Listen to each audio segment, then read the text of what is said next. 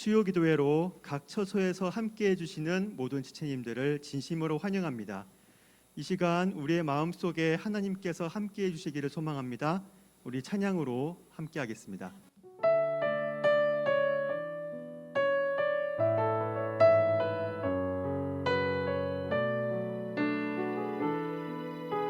이 시간 너의 마음속에 이 시간 너의 마음속에 하나님 사랑이 가득하기를 진심으로 기도해 간절히 소망해 하나님 사랑 가득하기를 하나님은 너를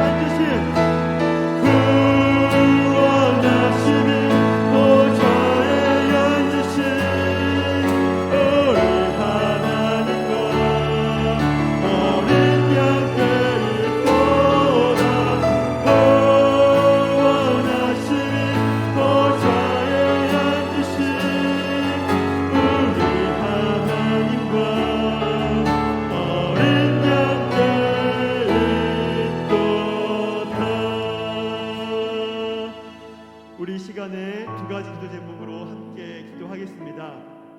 하나님께서 우리를 구원하신 삶을 우리가 살아가게 하여 주십시오. 함께 기도하고 말씀을 전하시는 짱 목사님과 각 처소에서 예배를 드리고 있는 모든 지체들을 위해서 이 시간 우리가 주여 한번 크게 외치고 기도하도록 하겠습니다. 주여, 하나님 주님께서 우리에게 계속 믿음과 신앙을 허락하여 주시고 주님의 구원 가운데 살아가게 하심을 감사합니다. 언제나 구원의 자녀로 살아갈 수 있게 하여 주시고 우리가 삶의 모습 가운데에서 구원받은 자녀의 모습을 보게 하여 주옵소서. 말씀을 전하시는 목사님과 함께 해주시고 은혜를 주시며 성령 충만하여 주시어서 그 말씀 가운데 우리가 많은 은혜를 받게 하여 주옵소서. 각 처소에서 예배에 참여하는 모든 지체들에게 주님께서 은혜를 더하여 주시고 우리가 예배를 통하여서 많이 위로를 받으며 주님의 감동으로 살아갈 수 있도록 주님께서 인도하여 주시옵소서.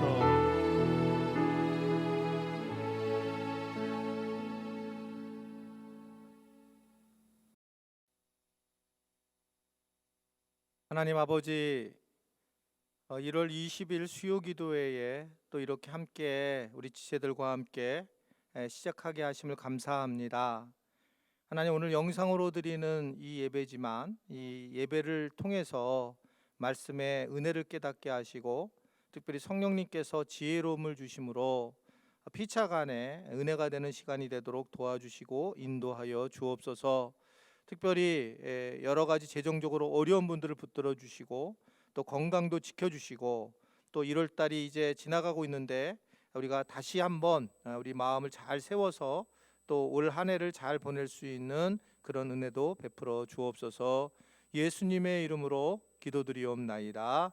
아멘. 네, 오늘 특별히 사실은 오늘 이 영상은 실시간 영상이 아니라 녹화 영상입니다. 저희가 이번 주에 우리 목회자들이 기도 주간으로 다 가기 때문에 미리 2주 전에 녹화를 하고 이제 말씀을 전하게 되었습니다. 여러분들은 실시간처럼 느끼면서 은혜를 받으시면 좋겠고요. 나머지는 여러분 주보를 광고는 참조하시면 좋겠습니다. 자, 오늘 우리 사도행전 뜯어먹기 7번째에 베드로의 설교에 대한 그 말씀을 나누고 싶습니다. 자, 오늘 우리에게 주시는 하나님의 말씀은 사도행전 2장 14절부터 21절의 말씀인데요. 우리 말씀 보기 전에 우리 앞에 분 옆에 분들한테 인사하겠습니다. 반갑습니다. 은혜 많이 받으십시오. 자기한테 혼자 있는 분들 자기한테 은혜 많이 받아라, 내 영혼아, 이렇게 축복하면서 시작하겠습니다. 자, 말씀 2장 14절부터 21절 시작. 베드로가 11사도와 함께 서서 소리를 높여 이르되 유대인들과 예루살렘에 사는 모든 사람들아, 이 일을 너희로 알게 할 것이니 내 말에 귀를 기울이라. 때가 제3시니 너희 생각과 같이 이 사람들이 취한 것이 아니라 이는 곧 선지자 요엘을 통하여 말씀하신 거니니 일러스되 하나님이 말씀하시기를 말세에 내가 내 영을 모든 육체에 부어주리니 너희 자녀들은 예언할 것이요 너희 젊은이들은 환상을 보고 너희 늙은이들은 꿈을 꾸리라. 그때에 내가 내 영을 내 남정과 여정들에게 부어주리니 그들이 예언할 것이요 또 내가 위로 하늘에서는 기사를 아래로는 땅에서는 징조를 베풀리니 곧 피와 불과 연기로다. 주의 크고 영화로운 날이 이르기 전에 해가 변하여 어두워지고 달이 변하여 피가 되리라. 누구든지 주의 이름을 부르는 자는 구원을 받으리라 하셨느니라. 아멘. 오늘 영상으로 참여하신 우리 지체들 주님을 사랑하시면은 아멘 하시기를 바랍니다. 우리가 2주 전에 성령 강림 사건을 이제 살펴보게 되었습니다. 2주가 벌써 지나고 이제 지난주에 또 우리가 신년 집회를 했기 때문에 좀 잊어버렸을 거라고 생각이 들어서 잠깐 정리를 하도록 하겠습니다. 우리가 2000년 전에 이제 오순절 성령 강림 사건이 일어나게 됐고 그때 이제 여러 가지 방언으로 인해서 하나님이 하신 일을 큰 일을 드러나게 되었습니다. 성령님의 임재에 대해서는 우리가 그때 말씀드린 것처럼 첫째 소리를 통해서 어땠는지를 이야기를 했었습니다. 그래서 그 소리는 결국은 바람과 같은 거였고 그래서 이 바람은 결국 성령의 또 다른 단어였다. 기억나세요? 그래서 제가 루하흐라고 하는 단어를 얘기를 했고, 그래서 이 루하흐라는 성령은 바람과 같은 언어로 쓰이면서 우리가 성령을 받았다는 것은 바람 같은 걸 받았다. 그래서 니고데모 얘기도 했었죠. 니고데모도 예수님이 설명을 할 때 바람이 어디서 부는지 어디로 가는지 모르는 건데 성령도 그러하다라고 하면서 이 성령은 소리로 우리가 이미지를 생각하면 좋다. 두 번째로는 그때 뭐라고 했냐면 눈에 보이는 현상에 대해서 말씀을 드렸죠. 그래서 마치 불의 여처럼 갈라지는 것, 각 사람에게 또 임했다는 것. 그래서 불이 임했다라고 하는 의미는 당시 구약 시대 때를 보면 모세를 보게 됐을 때 불붙는 가시덤불상에 하나님의 임재를 경험했다. 그래서 불기둥이 우리를 인도했다. 이런 것은 불이 꼭 임했다라는 것보다는 하나님의 임재가 매우 중요했다라는 것을 얘기하는 것입니다. 그래서 이게 지금 누가가 이 불이 임했다라고 하는 것은 하나님의 임재가 임했다, 성령님의 임재에 대한 표현이었다는 걸 얘기를 했고요. 세 번째는 이 부분이 제일 중요했어요. 방언에 대한 말씀을 하게 되었습니다. 4절에 그런 얘기를 했어요. 다 성령 충만함을 받고 성령이 말하게 하심을 따라 다른 언어들로 말하기를 시작한다라고 하면서 우리가 아는 방언과는 다른 이야기를 했단 말입니다. 즉, 이 지금 초대교회에서 말하고 있는 방언은, 우리가 알고 있는 방언은 대체적으로 우리가 개인적으로 하는 그냥 아무도 못 알아듣는 성령의 말이라고 생각을 했지만, 물론 이런 방언이 있지만, 그러나 이 적어도 초대교회에서 말하고 있는 방언은 외국어였다라는 것을 이야기하고 있죠. 그래서 지역의 언어들, 각 지역의 언어들 외국어가 바로 방언이었다라고 얘기를 했습니다.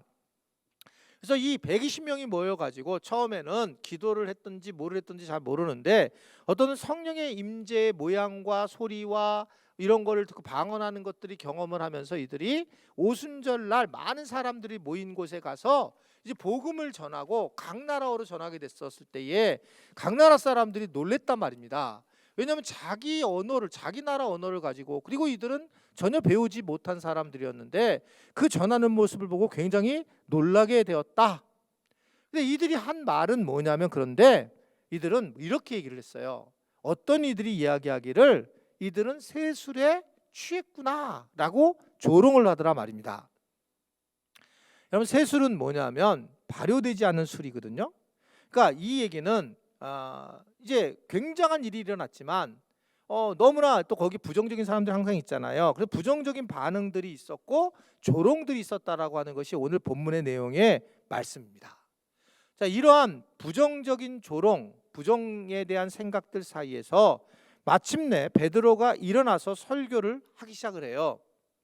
그러면서 그는 사람들의 오해를 바로 잡는 모습을 보이고 있습니다. 지금 일어난 일이 무엇인지를 그는 사람들에게 알리려고 하고 있습니다. 사도행전에는 총 19편의 설교가 등장을 하고 있는데 대체적으로 베드로와 바울의 설교가 중심을 이루고 있어요. 그래서 본문에 등장한 이 베드로의 설교가 첫 번째 설교예요. 베드로의 설교. 그러니까 누가는 이 베드로의 설교를 100%다 옮긴 것처럼 보이지 않고 어느 정도 그가 기억하고 메모해서 핵심적인 것들만 전하고 있다라고 하는 것을 우리는 생각할 수가 있습니다. 자, 당시에 베드로 모습이 어땠느냐? 14절을 보세요. 자, 우리 목소리를 높여서 다 같이 읽겠습니다. 시작. 베드로가 11 사도와 함께 서서 소리를 높여 이르되라고 얘기하고 있습니다. 자, 아마도 이들이 이제 11명의 사도들이 베드로와 함께 12명이죠. 성전의 뜰이었을 거라고 우리 추측을 하고 있습니다. 성전 뜰 안에서 오순절을 맞이해서 유대 전역에서 온 사람들이 있었는데 예루살렘에 온 사람들이 많이 모여 있는 그곳에서 이들이 방언을 하는 거 보고, 이 제자들이 방언하는 거 보고 이들이 막 놀랬단 말입니다. 이럴 때에 이제 12명, 베드로와 같이 12명이 딱 서가지고 이 성전의 등에서 크게 소리를 외치기를 시작을 했다라는 거죠. 성경을 보면 예수님이 일하신 방식도 그랬고 바울도 일하신 방식이 있는데 먼저 큰 어떤 기적 같은 걸 행하고 나서 말씀을 전하는 거예요. 그러니까 지금 이 베드로와 그 나머지 사도들도 외국어를 하고 방언을 하게 되니까 굉장히 놀랬단 말이죠. 그리고 나서 왜 이렇게 이런 일이 기적이 일어났는지에 대한 것들을 말씀을 전하고 있어요. 여러분 잘 보세요. 예수님이 가나의 혼인 잔치에서도 이 쇠술을 갖다가 이제 만들어내시면서 그러면서 그 뒤에 말씀을 전하는 거거든요. 그러니까 모든 게 오병이어 기적도 마찬가지고 항상 기적 이후에 하나님은 예수님은 말씀을 전하고 계시는 걸 볼 수 있는데 마찬가지 논리로 지금 이루어지고 있단 말입니다. 베드로도 그러면서 뭘 얘기하고 있냐면 내가 쇠술에 우리가 취한 것이 아니다. 15절을 보면 뭐라고 얘기하냐면 지금 몇 시인 줄 아냐? 지금 이 새 삼시인데 삼시는 우리나라로 말하면 오전 9시예요. 9시부터 누가 술에 취하냐? 이들이 쇠술에 취한 것이 아니라 이제 무엇인가 이걸 설명할 것이 있다라고 하는 것을 설명하는 것이 오늘 본문의 말씀입니다. 설교로. 자, 첫 번째. 자, 읽어보겠습니다. 시작. 베드로는 지금 일어난 일은 성경의 예언이 이루어진 사건이고 특히 요엘의 선지자의 예언이 성취된 것이다 라고 말을 하는 거예요. 지금 이 성령에 대한 방언에 대한 이야기를 하고 있는 겁니다. 자, 16절과 21절의 말씀을 통해서 이제 이 베드로가 설교를 하는 겁니다. 설교. 시작. 이는 곧 선지자 요엘을 통하여 말씀하신 것이니 일러스되 하나님이 말씀하시기를 말세에 내가 내 영을 모든 육체에게 부어주리니 너희 자녀들은 예언할 것이요 너희 젊은이들은 환상을 보고 너희 늙은이들은 꿈을 꾸리라. 그때 내가 내 영을 내 남종과 여종들에게 부어주리니 그들이 예언할 것이요 라고 말씀하고 있습니다.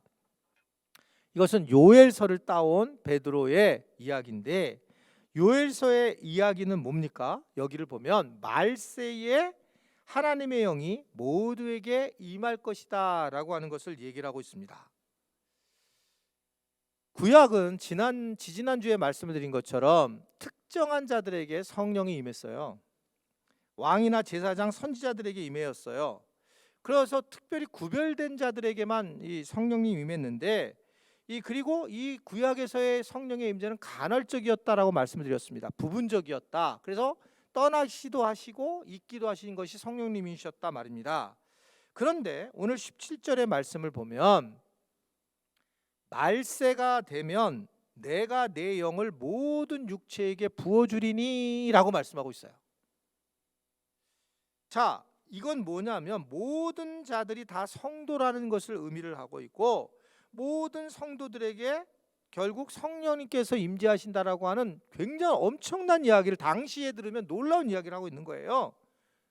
왜냐하면 특별한 사람들이 받는 건 줄 알았더니 이 성령은 나이가 많고 적군과 남녀하고 상관없는 그래서 목사나 장로들에게도만 임하는 것이 아니다.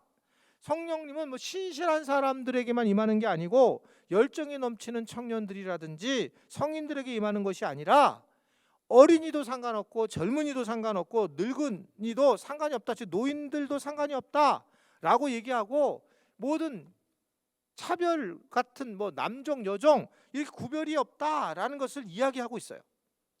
매우 중요한 포인트는 한번 저를 따라할까요? 모든 사람들에게 성령이 임하신다.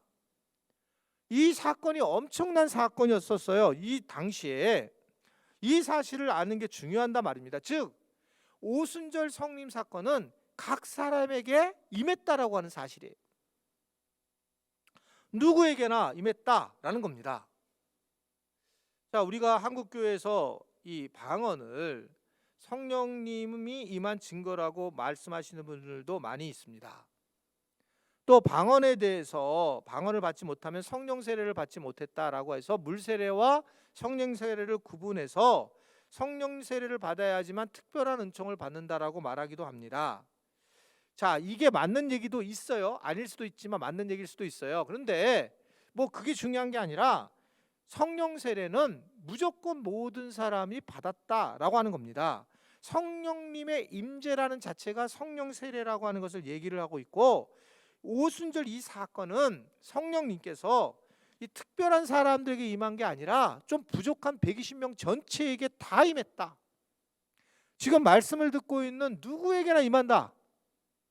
내가 누구나 성령님이 임했다. 아멘이세요? 이거를 분명히 알아야 한다라고 하는 것을 이야기하고 있습니다. 즉 누가 아이라도 또는 범죄자라도 주님을 그리스도라고 고백하는 사람이 있다면 성령님의 임재가 임한다. 마음속에 예수님을 구주로 고백하는 사람이라면 성령님의 임재가 임한다라는 겁니다.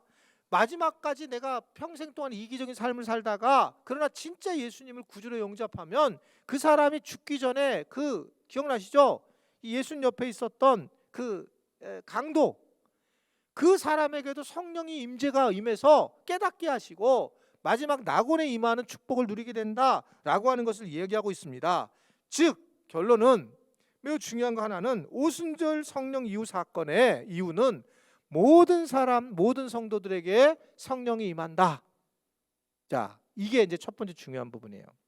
두 번째는 베드로가 두 번째 한 설교는, 자 시작. 두 번째 베드로의 설교는 오순절 성령 강림은 말세의 징조라고 하는 것이다 라는 걸 얘기하고 있습니다.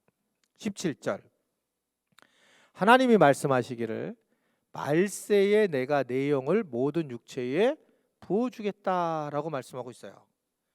즉 18절 20절에도 요엘이 예언한 말세에 대한 징조들을 쭉 설명을 하고 있는 걸 볼 수가 있습니다. 원래 요엘의 예언에는 말세라는 말이 없어요. 그 후에라고 말씀하고 있어요. 2장 28절 요엘에서 보시면 보세요. 그 후에 내가 내 영을 만민에게 부어주리니 라고 요엘서에 나왔는데 이거를 바꿔요. 그 후에를 누가? 베드로가 설교를 할 때 그 후에가 아니라 뭐라고 나왔냐면 말세에 라고 바꾼답니다. 바꾸는 거예요 지금요. 즉 그 말은 결국 요엘의 예언이 이미 성취가 되었기 때문에 말세가 시작되었다, 진행되고 있다라는 것을 베드로는 알고 이미 말세라고 하는 것을 이야기를 하고 있는 것을 볼 수가 있습니다. 진행되고 있다는 것을 알고 있는 겁니다. 말세가 뭐예요? 인류의 종말을 얘기를 하는 거죠. 종말을 의미를 하고 있는 겁니다. 성경은 우리에게 계속 얘기하는 게 직선의 역사를 얘기를 하죠. 시작이 있으면 끝이 있다. 그래서 이 창세기를 보면 창세기 1장 1절에 시작이 있죠, 하나님이. 그리고 요한계시록 22장 마지막 절에 끝이 있음을 이야기를 하고 있습니다. 그러니까 창조는 종말이 있다는 거죠. 창조했다는 것은 종말이 있다는 거고, 결국 세상과 인류의 역사는 하나님의 창조로 시작이 되었고 결국 인간의 욕심으로 이것이 파괴되면서 결국 종말, 즉 말세가 다가왔다라는 것을 이야기를 하고 있는 걸 볼 수 있습니다. 이번에 제가 주일날도 이제 아마 말씀을 드렸을 텐데 이 정인이 이 사건을 보면 뭐 이럴 수가 있겠습니까? 있을 수 없는 일이잖아요. 뭐 제가 말하기도 진짜 창피하고 어렵고 이게 정말 이게 이 시대가 맞는 시대인가? 엠봉방 사건도 마찬가지잖아요. 거기에 사람들 사람으로 보지 않고 그런 성놀이개로 바라보면서 돈으로 바라보면서 이게 진짜 이게 맞는 얘기인가? 근데 다 내용을 보면 우리 주변에 있는 평범한 사람들에 대한 이야기가 숨어져 있어요. 이 한나 아렌트가 예루살렘의 하이만이라는 책에서 이렇게 얘기를 했어요. 악의 평범성이다라는 것을 이야기합니다. 악이 평범하다는 겁니다. 인간의 악함으로 말미암아 건설된 죄악의 도시가 지옥이고 소돔과 고모처럼 멸망당할 텐데 성경은 인류의 역사가 인간의 죄악으로 말미암아 더 횡포해질 것이고 결국 세상은 종말로 치닫게 된다라고 하는 것을 이야기를 하고 있습니다. 지금 우리가 이렇게 지금 말세의 징조로 코로나를 겪죠. 질병을 겪잖아요. 신음을 하고 있는데 말세라는 거예요.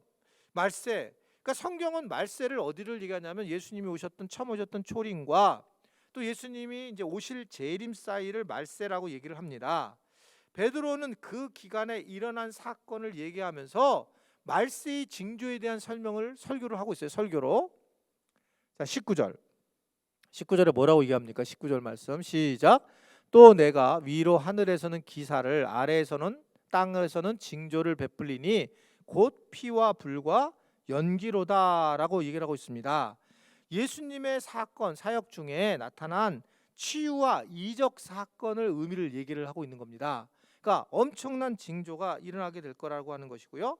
20절에 보면 주의 크고 영원한 날이 이르기 전에 해가 변하여 어두워지고 달이 변하여 피가 되리라. 어디서 많이 보던 거죠? 이게 바로 불과 50일 전에 예수님께서 십자가에 못 박혀 달려 돌아가실 때 상황이에요. 십자가의 상황. 50일 전에 예수님의 이 땅에서 사역의 죽으심과 부활 사건을 이루면서 결국 말세가 되었다, 초림과 재림 사이에 이루었다 라고 하는 것을 설명을 하고 있는 거죠. 그러니까 결국 이 성령 강림 사건은 이미 요엘을 비롯한 선지자들이 예언을 하고 있었는데 그것은 말세에 대한 예언이었다라는 것을 이야기를 하고 있습니다. 우리는 어떨까요? 우리도 지금 말세를 살아가고 있습니다. 베드로 설교 이후 2000년이 지난 지금도 말세입니다. 자, 그럼 우리는 왜 말세가 이렇게 오래되는가 궁금하죠? 사실은 이 말세가 오래된 이유는 우리를 위해서 그래요. 하나님이 우리에게 기회를 주신다라는 거죠. 하나님이 모든 사람을 회개하고 구원하기 위해서 오래 참으심이다라는 것을 성경은 말씀을 하고 있고, 이제 2000년 전에서 있었던 일까지 시간을 참으셨고, 이제 그것이 끝나면 하나님의 심판이 늘 임할 것이라는 것을 우리는 깨어서 기다려야 된다, 알아차려야 한다 라고 하는 것을 말씀을 하고 있는 거죠. 성경을 보면 하나님은 늘 즉시 심판하기보다 회개할 기회를 먼저 주는 걸 볼 수 있습니다. 배려를 하는 거예요. 우리가 지금 요새 코로나 때문에 정부가 여러 가지 방역을 하면서 3단계를 해라 이렇게 하는 사람들이 많이 있는데, 이게 어려운 이유가 정말 수십만 수백만 그런 업자들이 다 사는 분들이 어려워지기 때문에 정말 리더십이 돼서 쉽게 결정하기 어려운 얘기일 거예요. 하나님이 그냥 바로 끝내라, 우리 그렇게 얘기할 수 있죠. 이제 이거 우리가 지금 끝났네, 이거 인생 끝났네, 이제 결국은 말세니까 이제 끝내야지, 이렇게 표현할 수 있겠지 모르지만 하나님 입장에서는 여러 배려가 있단 말입니다. 그게 늘 하나님의 성품이에요. 창세기 6장을 보면 노아의 홍수 사건이 나오잖아요. 하나님이 사람을 만들어 놓고 한탄을 하시죠. 사람이 태어나면서 모든 생각하는 게 악하다라고 이렇게 얘기를 하고 있어요, 성경은요. 그래서 하나님은 노아에게 방주를 짓는데 몇 년 동안 방주를 져요? 100년 동안 100년 방주를 짓습니다. 그 기간 동안 노아는 뭐를 했을까요? 사람들이 물어보고, 그리고 노아는 계속 하나님의 심판에 대한 이야기를 했을 겁니다. 그런데 사람들이 믿지 않았어요. 그래서 예수님도 바로 이 노아의 때를 이야기를 하면서 예수님 말씀하시는 장면이 나오죠. 말세의 때에 대해서. 그게 마태복음 24장 37절부터 39절입니다. 자, 읽어볼게요. 시작. 노아의 때와 같이 인자의 임함도 그러하리라. 홍수 전에 노아가 방주에 들어가던 날까지 사람들이 먹고 마시고 장가들고 시집가고 있으면서 홍수가 나서 그들이 다 멸하기까지 깨닫지 못하였으니 인자의 임함도 이와 같으니라 라고 말씀하고 있습니다. 아주 분명하게 말씀을 하는 거예요. 말세가 왔는데 깨닫지 못하더라는 겁니다. 그게 홍수 때도 그랬고 예수님 때도 그랬고, 우리가 살아가는 이 세상에서 사람들은 영원히 살 것처럼 살아가고 있다. 이게 성경이 우리에게 얘기하는 거예요. 지금 우리도 솔직히 그렇잖아요. 이게 코로나가 끝나면 다 끝날 것처럼. 아니요. 우리의 개인적인 것은 늘 바로 그 다음에 우리의 죽음이 우리 앞에 와 있잖아요. 이게 말세입니다. 우리는 늘 말세를 살아갈 수밖에 없습니다. 근데 이 말세는 하나님의 심판이 임하게 된다라고 하는 것을 얘기를 하고 있습니다. 왜? 하나님이 오래 참고 기다리셨기 때문에 그래요. 그렇기 때문에 더 불꽃 같은 심판을 하게 된다. 임계점에 다다르면 하나님은 정말 무섭게 심판하실 것이다라고 하는 것을 이야기를 하고 있습니다. 우리가 지금 굉장히 무슨 통뼈 같이 우리가 문제 없이 이렇게 얘기하고 내가 지옥 가면 되지 이렇게 얘기하고 있지만, 그때는 상상할 수 없는, 우리가 경험할 수 없는 엄청난 고난을 겪게 되고, 우리는 아무것도 할 수 없다는 것을 얘기를 하죠. 무능하고 우리는 아무것도 할 수 없다. 이번에 코로나 기간 동안 알게 된 거잖아요.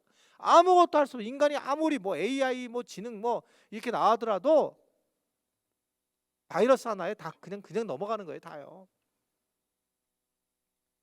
나는 나를 믿어 이렇게 얘기를 하지만 여러분, 의사가 이제 이미 암이 말기가 됐습니다, 이 말 한마디면 우리는 인생 갑자기 뭔 삶 자체가 다 끝나는 거예요.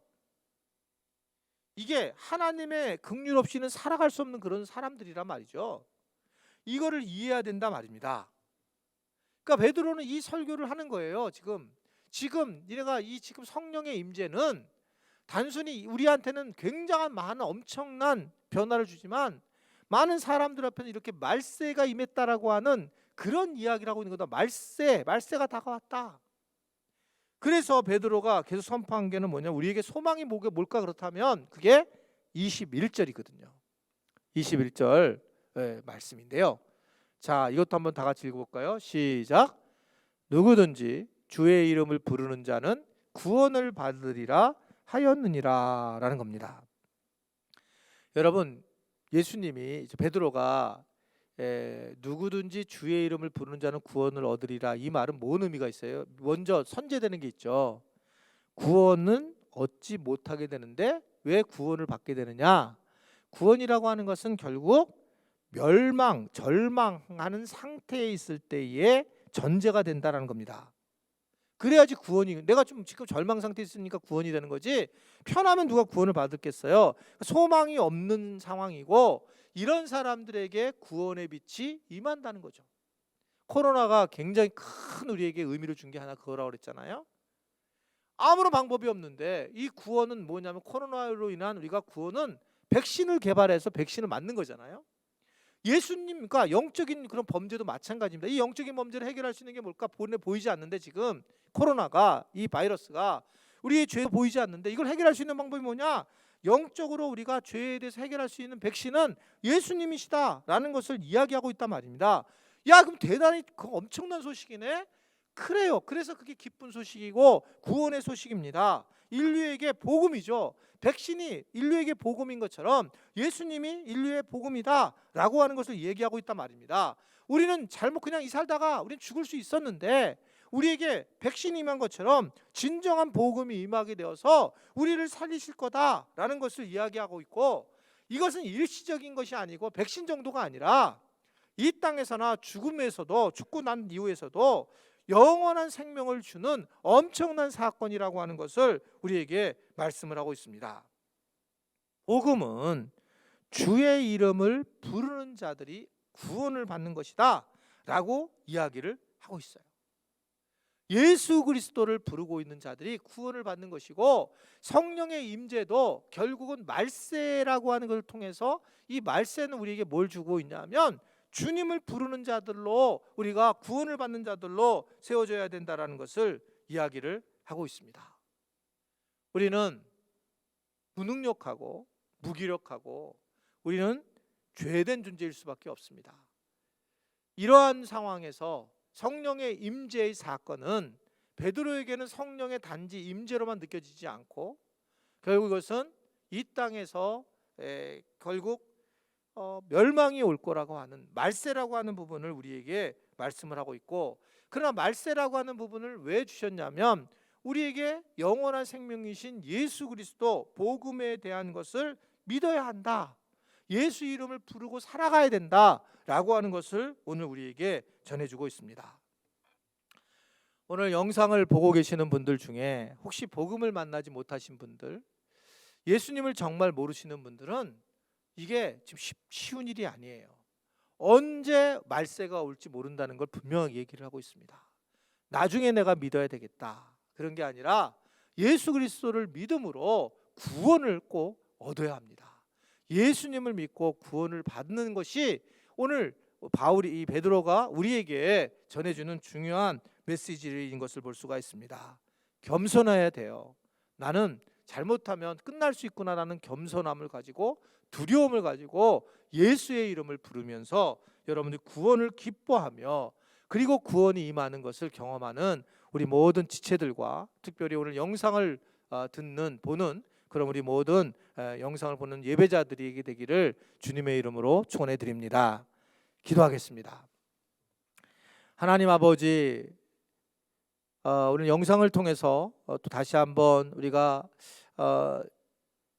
말씀을 만나고 특별히 사도행전 뜯어먹기 7번째를 우리가 함께하게 된 것을 감사를 드립니다. 사도행전을 통해서 우리에게 주시는 메시지들을 잘 기억하고 말씀대로 잘 해석이 되어서 우리가 경험했던 막연한 경험이 아니라 말씀에 비추어서 올바르게 말씀을 바라볼 수 있는 우리 모두가 되게 하시고 그러한 은혜들을 경험할 수 있는 우리 모든 지체들이 되도록 은혜를 베풀어 주옵소서. 오늘 말씀을 듣고 우리 모든 지체들이 잠깐이라도 기도하게 하셔 주시옵소서. 그래서 예수님을 부르짖으며 예수님의 그 은혜를 생각하며 부르짖을 때에 주님의 그 놀라우신 은혜, 성령님의 간섭하심을 경험할 수 있는 그런 복된 시간 되도록 주님이 함께하여 주옵시고, 오늘 말씀을 들으면서 또한 육신이 아픈 분들이나 마음이 아픈 분들이나 또는 영혼이 피폐한 분들이 이 말씀을 들으면서 은혜를 경험하고 체험을 얻고 회복의 은혜가 있도록 성령께서 함께하여 주옵소서. 이제는 우리 주 예수 그리스도의 은혜와 하나님 아버지의 놀라우신 사랑하심과 성령의 교통 역사 인도하심이 오늘 말씀을 듣고 주의 이름을 부르기로 결단하며 주님만을 전부라고 고백하는 우리 모든 지체들 머리 위에 이제부터 영원토록 함께 하시기를 간절히 축원하옵나이다. 아멘.